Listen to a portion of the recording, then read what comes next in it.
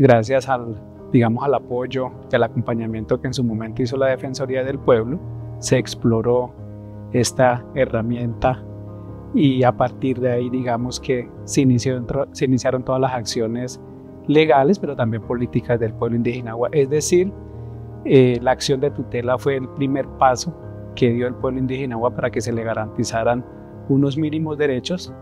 Pues para nosotros era el único camino que teníamos en ese momento, no teníamos otra oportunidad y era lo que estaba a nuestro alcance, porque no podíamos defendernos de ninguna otra manera. Entonces realmente fue el mecanismo que a nosotros nos sirvió para reivindicar los derechos, o sea, y era lo más cercano, o sea, la tutela para nosotros era lo más fácil, no necesitamos ponernos a voltear ni nada, sino es un mecanismo cercano para las personas que lo quieren utilizar. Pues lo que motivó a las comunidades a presentar la tutela que dio origen a la sentencia fue la protección de Río Atrato, entendiendo el Río Atrato como fuente de vida, entendiendo el Río Atrato como la vida de las comunidades, como identidad, entendiendo que el Río Atrato estaba enfermo.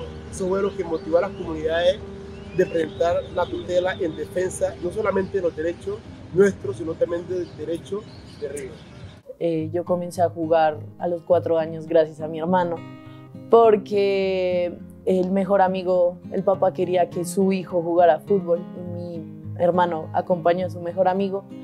Pues al acompañar a mi hermano me di cuenta que a mí sí me gustaba ir por la pelota, correr, gritar.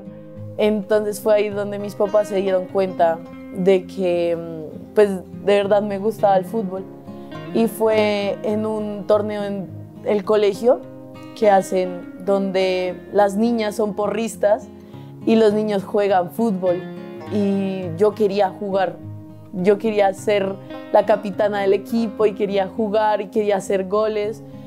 Y en el colegio me decían que no, que las niñas tenían que ser porristas, alentar a los niños, que hagan gol. Y yo no quería. Entonces yo me opuse y yo dije, yo quiero jugar. Y en ese torneo yo tenía 6 años. Jugamos y quedamos campeones y ahí fue donde el colegio dijo como Mario Paz también tiene un talento para jugar. Y es ahí donde mis papás deciden llevarme a una escuela de fútbol. Ni Álvaro ni yo somos futbolistas, entonces el hecho de que María Paz sea futbolista pues para nosotros ha sido como una sorpresa y siempre hemos querido acompañarla a ella en todo su proceso, desde chiquita los entrenamientos, y ya cuando esto se empezó a poner más formal pues eso requería una destinación de tiempo de todos nosotros. Jugar pony era como jugar un mundial de fútbol. Esto era pues la cosa, porque además en ese año les permitieron jugar más chiquitos, ¿no es cierto? Entonces era como una novedad y pues María Paz llevaba su buen tiempo con su equipo, entonces, y eran un muy buen equipo porque en todos los torneos siempre iban de primeros, o sea, Diños realmente se caracterizaba por su buen fútbol. Entonces cuando vamos, jugamos, hacemos unos partidos lindos, todos se esfuerzan, todos se destacan, y después de los 4 primeros partidos me llaman un día a mí, me dicen, no, María Fernanda, lo que pasa es que nos descalificaron. ¿Cómo así que nos descalificaron? Sí, por María Paz. Y yo, pero por María Paz, ¿qué es lo que pasa? Entonces empezaron a generar un poco de especulaciones, y cuando ya empezamos a aterrizar la idea de que era lo que estaba pasando era porque había una niña inscrita en el equipo. Resulta que en el 94, la empresa petrolera, en este caso Occidental de Colombia, quiso pasar, digamos, por de agache el tema de la consulta previa, ¿sí? Entonces nos llevaron a la ciudad de Arauca, allá nos socializaron sobre el tema de la prospección petrolera, pero no fue un tema de consulta previa como tal, con el lleno de los requisitos, tal como lo establece el convenio 169 de la OIT y como lo establece la misma Carta Política de Colombia. En ese sentido, pues nosotros interpusimos un recurso, es una acción de tutela que la ganamos y que la Corte Constitucional dio a favor de las comunidades indígenas Uwa, ¿sí? Entonces la Corte lo que establece es que se debe consultar a las comunidades indígenas Uwa con, digamos, un lleno de requisitos, o sea, formalizar esa consulta previa para que sea una realidad la participación de las comunidades indígenas bajo ese derecho. Luego la empresa establece una línea de trabajo como de una acción judicial, y esa acción judicial fue una acción de nulidad, que esa acción de nulidad pues se establece prácticamente el Consejo de Estado determinó de que nosotros sí nos habían consultado. Bueno, nos consultaron o no nos consultaron, el caso es que nosotros como Nación UBA interpusimos el recurso ante la Comisión Interamericana de Derechos Humanos en el 97. Sí, del 97 al 2008 hablamos de una amigable composición, nunca hubo una solución amistosa.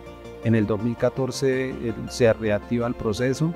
En este año pues se solicita la reactivación del proceso ante la Comisión Interamericana. En el 2019, gracias al ejercicio y el trabajo de otros compañeros indígenas que trabajaron en este caso, junto con los aliados estratégicos internacionales, pues se reabre el proceso y en el 2019 se admite la demanda como tal.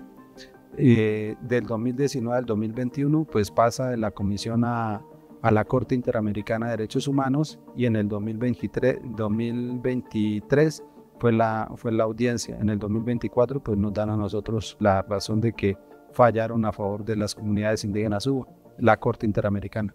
Yo creo que el fallo deportó nuestras pretensiones, porque en principio lo que las comunidades pidieron fue la protección del río, que el Estado colombiano a través de sus instituciones pudiera realizar acciones que permitieran la protección del río por el tema de la minería ilegal, porque estaba contaminado con minería ilegal, y eso fue lo que pedimos, pero sentimos una gran satisfacción porque la decisión de la Corte fue mucho más allá de lo que en principio nosotros pedimos que en la acción jurídica.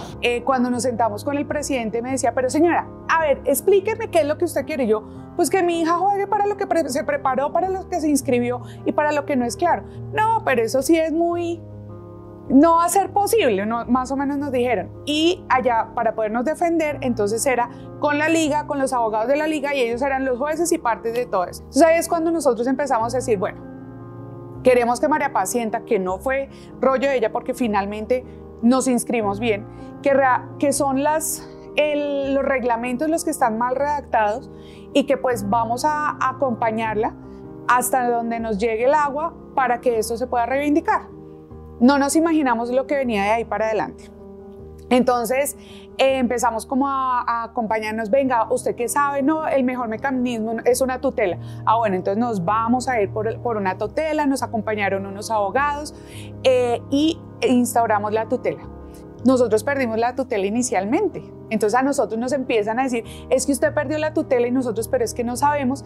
Y en esa época estábamos iniciando que había un paro de juzgados, y entonces uno iba allá y no le daban a uno razón y decían solo al correo, y a Álvaro un día le llegó al correo y nunca se dio cuenta porque le llegó al spam. Cuando ya nos dimos cuenta que sí habíamos perdido la tutela, ya habíamos perdido la oportunidad de responder eso, entonces lo único que nos dijeron, son una familia de fe, y nosotros sí somos una familia de fe. Va a ver que eso lo va a escoger la Corte Constitucional. Y evidentemente el caso era tan importante porque reivindicaba derechos femeninos, de igualdad, de recreación para los niños. Entonces fue escogida por la Corte para que la estudiaran y dieran una sentencia respecto al caso de María Paz. Luchar por eso también me dio una fuerza como para decir, ser niña y jugar fútbol no está mal.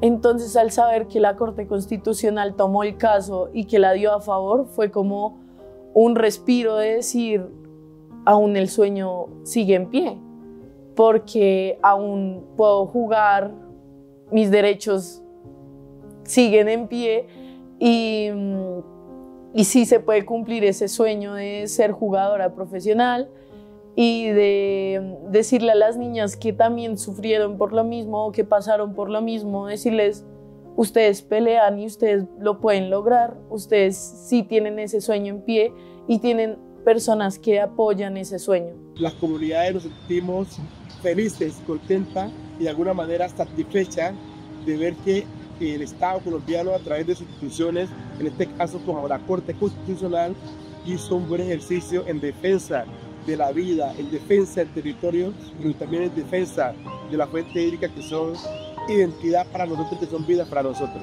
26, 27 años después, cuando hace uno la evaluación hacia atrás, uno se da cuenta que ha valido la pena exigir los derechos utilizando las herramientas jurídicas que le da, digamos, la misma constitución política, pero también utilizando los mecanismos políticos y sobre todo también utilizando nuestra sabiduría ancestral, que ha sido fundamental en todo este ejercicio para la defensa de nuestro territorio. Porque las comunidades hemos entendido la importancia, no solamente del río, porque sabemos el valor que tiene el río para nosotros, sino también la importancia de incidir ante el Estado colombiano a través de sus entidades a exigir la protección real y efectiva de esos derechos que la Corte reconoció en ese fallo. El caso abrió muchas puertas. Una niña en Argentina nos llamó y nos dijo: escuchamos tu caso, me pasó igualmente lo mismo, era un equipo de hombres, ella era la única niña y la sacaron del equipo porque no podía participar. Y este caso abre muchas puertas a muchas niñas que pasan por lo mismo y que pues piensan que ya el caso está perdido y pues en realidad no. Ese fue como el camino que vivimos, de un tormentoso inicio a un final muy chévere, con todo lo que logró María Paz y el reconocimiento que logró a través de saber que teníamos que acompañarla y defender sus derechos.